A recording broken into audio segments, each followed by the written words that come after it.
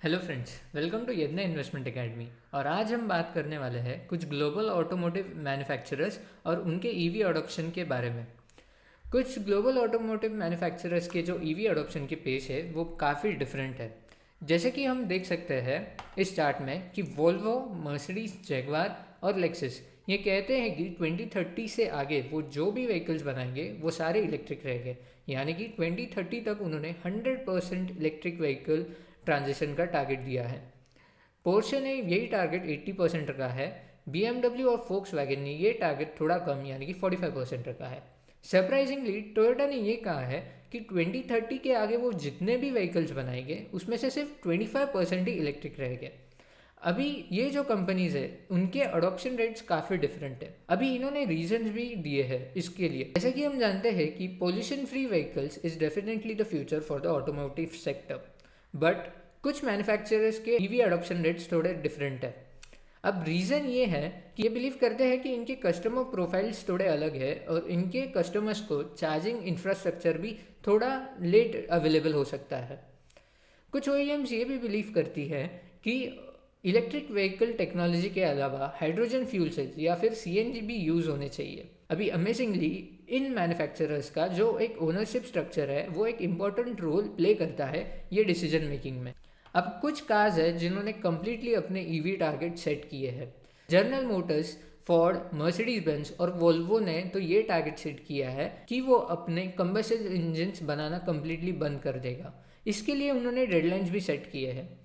Focus wagon ने यह decide किया है कि वो 52 बिलियन यूरोस स्पेंड करने वाले हैं बैटरी पावर्ड कार्स के डेवलपमेंट में। टेस्ला के सक्सेस और स्ट्रिक्ट एमिशन रेगुलेशंस की वजह से ये ऑटोमोटिव मैन्युफैक्चरर्स ने अपना ईवी ट्रांजिशन बहुत जल्दी शुरू किया है और ये सक्सेस देखते हुए ही ऑटो इंडस्ट्री ने टोटल $330 बिलियन के इन्वेस्टमेंट्स लाइन अप किए हैं बैटरी इलेक्ट्रिक व्हीकल्स के लिए।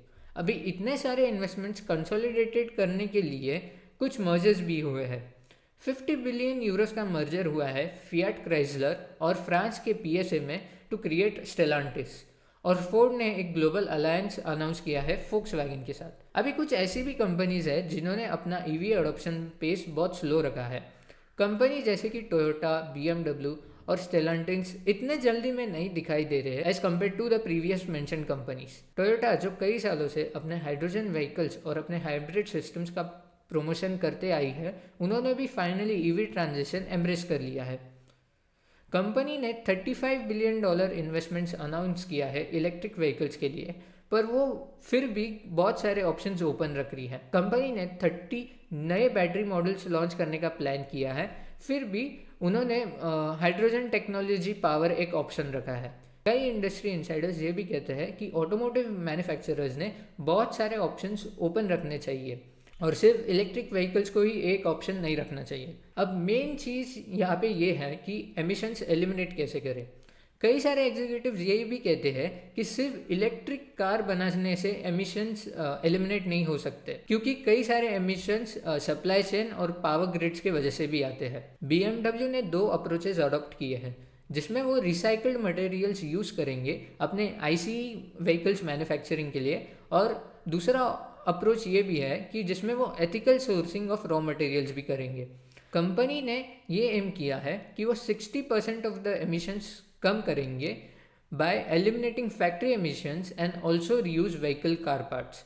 टोयोटा ने ये कहा है कि जितने एमिशंस उन्होंने रिड्यूस किए हैं उस हिसाब से उन्होंने यूरोपियन यूनियन के CO2 टारगेट्स बीट किए हैं और उनके राइवल से भी ज़्यादा एमिशंस कम किया है। यूरोप और चाइना में जो रेगुलेटर्स है वो काफ़ी हार्डली पुश कर रहे हैं एमिशंस कम करने के लिए।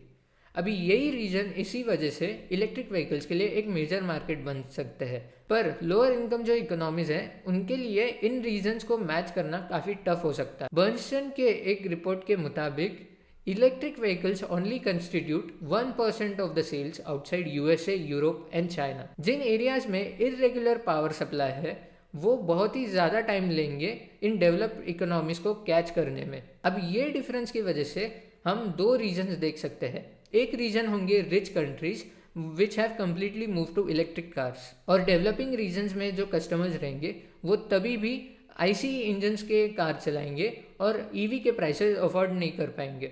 ईवीज बनाने के लिए जो कॉस्ट लगता है वो इलेक्ट्रिक व्हीकल्स के प्राइसेस से कस्टमर्स तक फ्लो होगा। अब ये एक की इश्यू रहता है when compared to their ICE counterparts. Even though the battery cost is declining, increasing EV prices is still a key issue. अब जो एंट्री सेगमेंट है उसमें ICE के प्राइसेस और इलेक्ट्रिक व्हीकल के प्राइसेस का गैप बहुत ही ज़्यादा है। स्टेलेंटिस के बॉस ने ये कहा है कि additional cost by electrification is 50% and most parts of the middle class can not pay an increase price of 50%। Mercedes ने ये कहा है कि उनके जो रिच बायर्स है वो पहले इलेक्ट्रिक टर्न हो सकते हैं और उनके कस्टमर्स को इलेक्ट्रिक चार्जिंग की फैसिलिटी बहुत आसानी से मिल सकती है, इसीलिए उनके इलेक्ट्रिक व्हीकल्स के एम्बिशंस बहुत ज़्यादा है। अब क्लाइमेट पे इम्प्लीकेशंस क्या होते हैं? जो लोग हाइब्रिड कार यूज़ करके अपने एमिशन कट कर सकते हैं पर फिर भी पुराने ICE कार्स यूज़ कर रहे हैं, जब तक वो इलेक्ट्रिक व्हीकल्स में ट्रांजिशन नहीं करते तब तक वो बहुत ज़्यादा कंट्रीब्यूट कर सकते हैं एमिशंस को। अभी गिल प्रैट जो टोयोटा के चीफ साइंटिस्ट हैं वो कहते हैं कि if infrastructure for electric vehicles is not present customers would not bye them irrespective of the emissions they cause, जो कि एक सही बात है। BMW भी यही कहता है।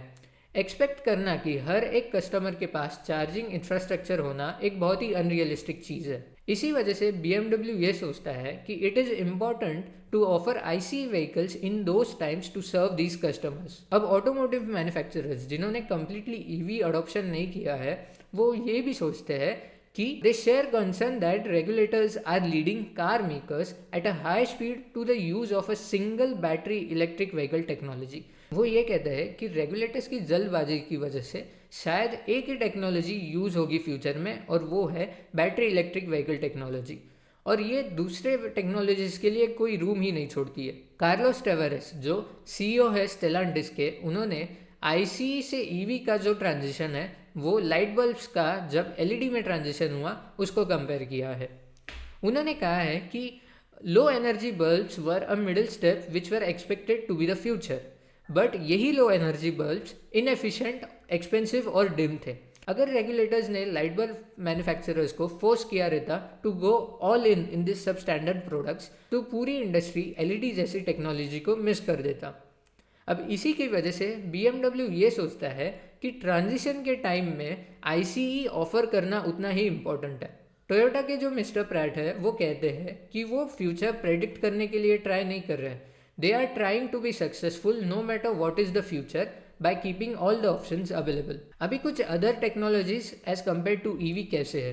इवन दो रेगुलेटर्स कोई एक टेक्नोलॉजी को फेवर नहीं करते, फिर भी उनके स्ट्रिक्ट टाइमलाइंस की वजह से EV ही यानी कि बैटरी इलेक्ट्रिक व्हीकल्स ही ये ऑप्शन रह जाता है, क्योंकि हाइड्रोजन का जो कॉस्ट है वो बहुत ही ज़्यादा है और हाइड्रोजन इंफ्रास्ट्रक्चर लैक करता है।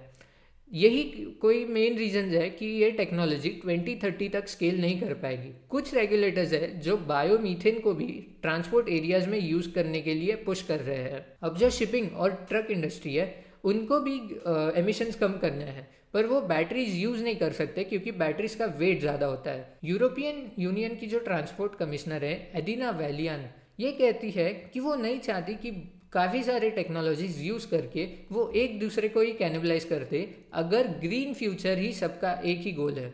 वो ये भी कहती है कि अगर रोड ट्रांसपोर्ट के लिए बैटरी सॉल्यूशन पहले से ही अवेलेबल है तो बायोमीथेन शिपिंग इंडस्ट्री में यूज़ हो सकता है, जहाँ पे फिलहाल कोई सॉल्यूशन अवेलेबल नहीं है। ऑटोमोटिव सप्लायर्स ने बहुत ही ज़्यादा वोकल क्रिटिसिज्म बताया है इतने रैपिड EV पुश के लिए।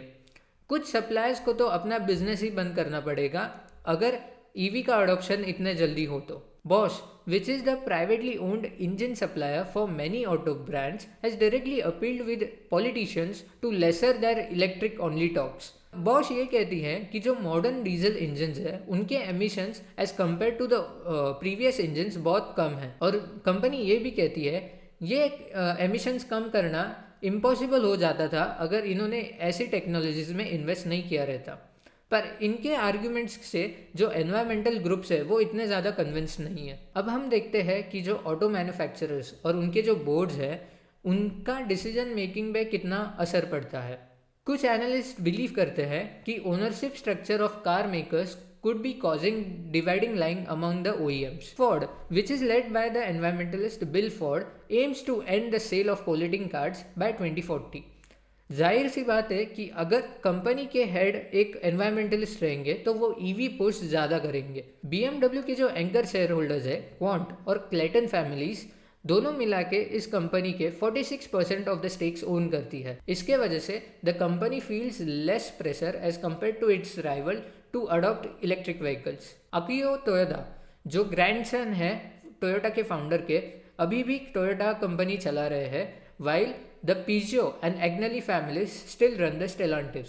और इसके वजह से कुछ एनालिस्ट ग्रुप ये भी बिलीव करते हैं कि GM and Daimler are vocal about electric because of the increase in value of Tesla to more than $1 trillion as it is completely focused on electric vehicles.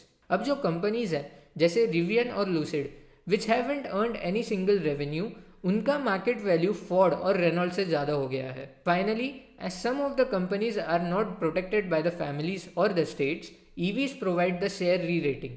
अभी ये सारे रीजंस थे जिसकी वजह से हर एक ऑटो मैन्युफैक्चरर्स का EV अडॉप्शन का पेस थोड़ा अलग है। आशा करता हूँ कि आपको ये वीडियो पसंद आया होगा। कुछ ऐसे ही वीडियोस के लिए बने रहिए यदना इन्वेस्टमेंट एकेडमी के चैनल पे। Thank you.